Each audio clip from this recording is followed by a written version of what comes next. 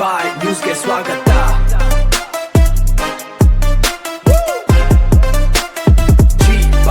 ಹಿತರಕ್ಷಣೆಗೆ ಸರ್ಕಾರ ಯಾವಾಗಲೂ ಬದ್ಧವಾಗಿದೆ ಎಂದು ಮಾಜಿ ಸಚಿವ ಎಂಸಿ ಸುಧಾಕರ್ ಪ್ರತಿಪಾದಿಸಿದ್ದಾರೆ. ಚಿಂತಾಮಣಿ ತಾಲ್ಲೂಕಿನಲ್ಲಿ ಕೈಗಾರಿಕಾ ಯೋಜನೆಗಳಿಗಾಗಿ ಭೂಮಿ ಕಳೆದುಕೊಂಡ ಸಂತ್ರಸ್ತ ರೈತರಿಗೆ ಇಂದು ಕೋಟ್ಯಂತರ ರೂಪಾಯಿ ಮೊತ್ತದ ಭೂ ಪರಿಹಾರದ ಚೆಕ್ಗಳನ್ನು ವಿತರಿಸಲಾಯಿತು. ಹೌದು, ಕರ್ನಾಟಕ ಕೈಗಾರಿಕಾ ಪ್ರದೇಶಾಭಿವೃದ್ಧಿ ಮಂಡಳಿ ಅಂದರೆ ಕೆಐಎಡಿಬಿ ವತಿಯಿಂದ ವಿವಿಧ ಕೈಗಾರಿಕಾ ಯೋಜನೆಗಳಿಗಾಗಿ ಭೂ ಸ್ವಾಧೀನಪಡಿಸಿಕೊಳ್ಳಲಾದ ಜಮೀನುಗಳ ರೈತರಿಗೆ ಹಾಗೂ ಮರ ಮಲ್ಕಿಗಳ ನಷ್ಟಕ್ಕೆ ಸಂಬಂಧಿಸಿದಂತೆ ಒಟ್ಟು 30 ಕೋಟಿ ರೂಪಾಯಿ ಮೊತ್ತದ ಪರಿಹಾರ ಧನದ ಚೆಕ್ಗಳನ್ನು ಅಧಿಕೃತವಾಗಿ ಹಸ್ತಾಂತರಿಸಲಾಯಿತು. ಚಿಂತಾಮಣಿ ನಗರದ ತಾಲೂಕು ಪಂಚಾಯಿತಿ ಸಭಾಂಗಣದಲ್ಲಿ ಆಯೋಜಿಸಲಾಗಿದ್ದ ಈ ವಿಶೇಷ ಕಾರ್ಯಕ್ರಮದಲ್ಲಿ ಮಾಜಿ ಸಚಿವರಾದ ಎಂಸಿ ಸುಧಾಕರ್ ಅವರು ಮುಖ್ಯ ಅತಿಥಿಗಳಾಗಿ ಪಾಲ್ಗೊಂಡು ಸಂತ್ರಸ್ತ ರೈತರಿಗೆ ನ್ಯಾಯಬದ್ಧವಾಗಿ ಸಿಗಬೇಕಾದ ಪರಿಹಾರದ ಮೊತ್ತದ ಚೆಕ್ಗಳನ್ನು ವಿತರಣೆ ಮಾಡಿ ಧೈರ್ಯ ತುಂಬಿದರು. ಈ ಯೋಜನೆಯಡಿ ಚಿಂತಾಮಣಿ ತಾಲೂಕಿನ ಒಟ್ಟು 69 ಅರ್ಹ ಫಲಾನುಭವಿ ರೈತರನ್ನು ಗುರುತಿಸಲಾಗಿದ್ದು, ಅವರಿಗೆ ಸೂಕ್ತ ಪರಿಹಾರವನ್ನು ಒದಗಿಸಲಾಗಿದೆ.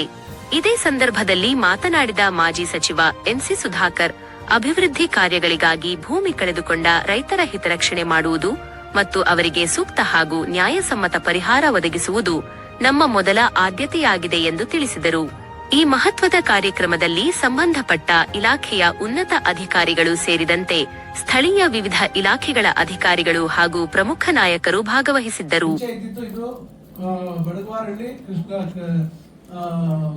ಸೋಮ್ಯಾಜಲ್ಲಿ ಮತ್ತು ಕನ್ಶೆಟ್ಟಳ್ಳಿ ಅಂತ ನಾನು ಹಿಂದೆ 790 ಎಕರೆ ಗುರ್ಸಿದ್ವಿ 2010ನೇ ಇಸ್ವಿಯಲ್ಲಿ.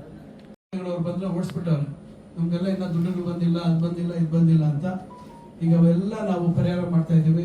ಇವೆಲ್ಲ ಪರಿಹಾರ ಆಗ್ತಾ ಇರೋದ್ರಿಂದ ಮಂಜೂರಾಗಿರೋರಿಗೆ ಈಗ ಅಧಿಕಾರಿಗಳು ಹೇಳಿಲ್ಲ, ಈಗೆಲ್ಲ ಸಮಸ್ಯೆಗಳು ಯಾವ್ದು ಇಲ್ಲ ಅಂತ ಹೇಳಿದೆ. ಅದರಿಂದ ಆದಷ್ಟು ಬೇಗ ಬಹುಶಃ ಇನ್ನೊಂದು ವರ್ಷದಲ್ಲಿ ಇನ್ನ ಬಹಳ ಹೆಚ್ಚಿನ ಕೈಗಾರಿಕೆಗಳು ಪ್ರಾರಂಭ ಆಗ್ತವೆ, ಅವಕಾಶಗಳು ಜಾಸ್ತಿ ಆಗ್ತವೆ. ಇನ್ನ 600 ಚಿಲ್ಲರೆ ಎಕರೆ ನಾವು ಮಂಜೂರಾತಿಗೆ ನಾವು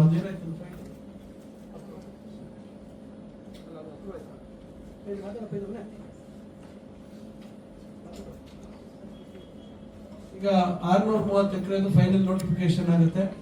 ಅದಾದ ಕೂಡಲೇ ಅಲ್ಲೂ ನಾವು ದರ ನಿಗದಿ ಮಾಡ್ತೀವಿ, ಜಿಲ್ಲಾಧಿಕಾರಿಗಳ ಮುಖಾಂತರ ದರ ನಿಗದಿ ಆಗುತ್ತೆ. ಅಲ್ಲೂ ಇನ್ನ ಜಾಗ ಉಳಿತದೆ ನಮ್ಗೆ, ಅಲ್ಲೂ ಜಾಗ ಸಿಗುತ್ತೆ. ಸುಮಾರು 600 ಎಕರೆ ಅಂದ್ರೆ ಬಹುಶಃ 350-400 ಎಕರೆವರೆಗೂ ಸಿಗುತ್ತೆ. ದೊಡ್ಡ ದೊಡ್ಡ ಕೈಗಾರಿಕೆಗಳು ತರಬೇಕು ಅನ್ನೋ ಉದ್ದೇಶ ಇದೆ. ದೊಡ್ಡ ಮಟ್ಟದಲ್ಲಿ 100 ಎಕರೆ 50 ಎಕರೆ ಮೇಲೆ ಕೊಡುವಂಥದ್ದು ಬೇಗ ಸ್ಥಾಪನೆ ಆಗಬೇಕು, ಹೆಚ್ಚು ಕೆಲಸ ಸಿಗುವಂತದ್ದಕ್ಕೆ ಅವಕಾಶ ಕೊಡಬೇಕು ಅಂತಕ್ಕಂಥ ಪ್ರಯತ್ನ. ಈಗಾಗಲೇ ಇಲ್ಲಿ ಈ ಕಡೆ ಕನ್ಶೆಟ್ಟಳ್ಳಿ ಸೋಮ್ಯಾಜನಹಳ್ಳಿದು ರಸ್ತೆ ಮತ್ತು ಚರಂಡಿ ಇವೆಲ್ಲ ಕಾಮಗಾರಿಗಳಿಗೆ ಈಗಾಗಲೇ ಟೆಂಡರ್ ಪೂರ್ಣ ಆಗಿದೆ. ಬಹುಶಃ ಇನ್ನು 1.5 ತಿಂಗಳಲ್ಲಿ ಕೆಲಸ ಶುರು ಮಾಡ್ತೀವಿ. ಅಷ್ಟರೊಳಗೆ ಎಲ್ಲೆಲ್ಲಿ ಎಷ್ಟು ಜನಕ್ಕೆ ನಾವು ಪರಿಹಾರ ಕೊಡಬೇಕು, ಯಾವ್ದನ್ನ ಕೋರ್ಟ್ ಕೇಸು ಮತ್ತೊಂದು ಬಿಟ್ರೆ ಇನ್ನೆಲ್ಲವನ್ನ ಆದಷ್ಟು ಎಲ್ಲವನ್ನ ನಾವು ಪರಿಹಾರ ಮಾಡ್ಬೇಕಮ್ಮ. ಯಾಕಂದ್ರೆ ಅದು ಎನ್ವಿರಾನ್ಮೆಂಟಲ್ ಕ್ಲಿಯರೆನ್ಸ್ ಎಲ್ಲ ಮಾಡ್ಬೇಕಂತ.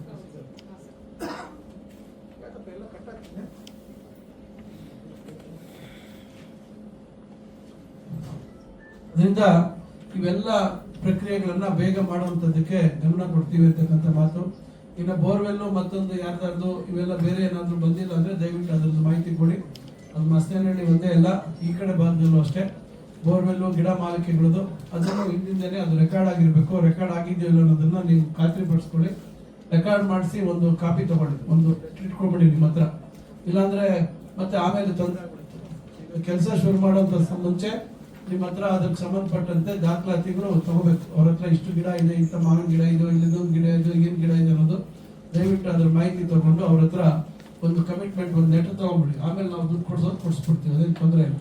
ಅದರಿಂದ ಇದುವರೆಗೂ ಎಷ್ಟು ಕೊಟ್ಟಿದ್ದೀವಮ್ಮ ಕನ್ಸಲ್ಟೆಂಟ್ ಅಮೌಂಟು?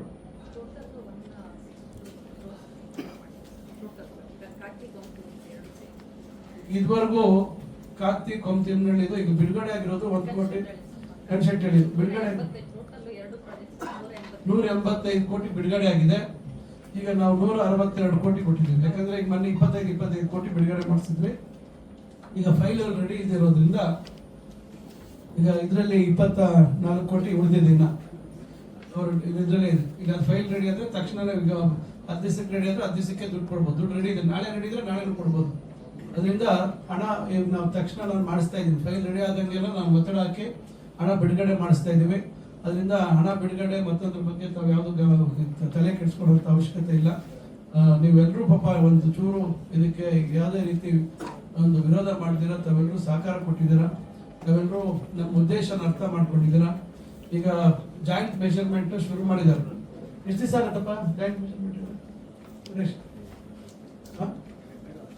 ಒಂದು 20 ದಿವಸದಲ್ಲಿ ಎರಡನೇ ಫೇಸ್, ಎರಡನೇ ಹಂತದ್ದು ಜಾಯಿಂಟ್ ಮೆಷರ್ಮೆಂಟ್ ಆದ್ಮೇಲೆ ಮತ್ತೆ ಅದು ಫೈನಲ್ ನೋಟಿಫಿಕೇಶನ್ ಮಾಡಬೇಕು.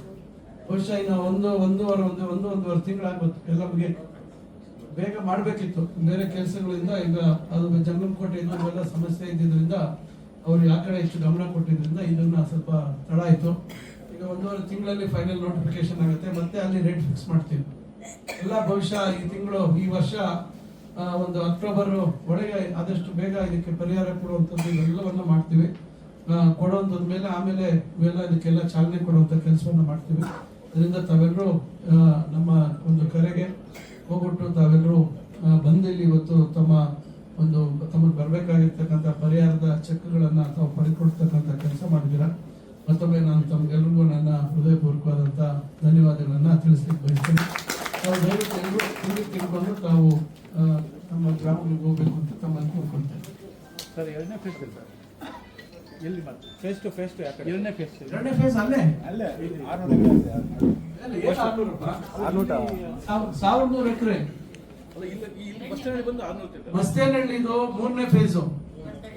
ಒಂದು ನೋಟಿಫಿಕೇಶನ್ ಆಯ್ತು, ಅದು ಪೆಂಡಿಂಗ್ ಬಿದ್ದೋಯ್ತು. 1300 ಎಕರೆ ಹಿಂದೆ ಅದು ಆ ಕಡೆ ಶಿಡ್ಲಘಟ್ಟ ತಾಲೂಕೆಲ್ಲ ಹೊಟ್ಟೋಯ್ತು.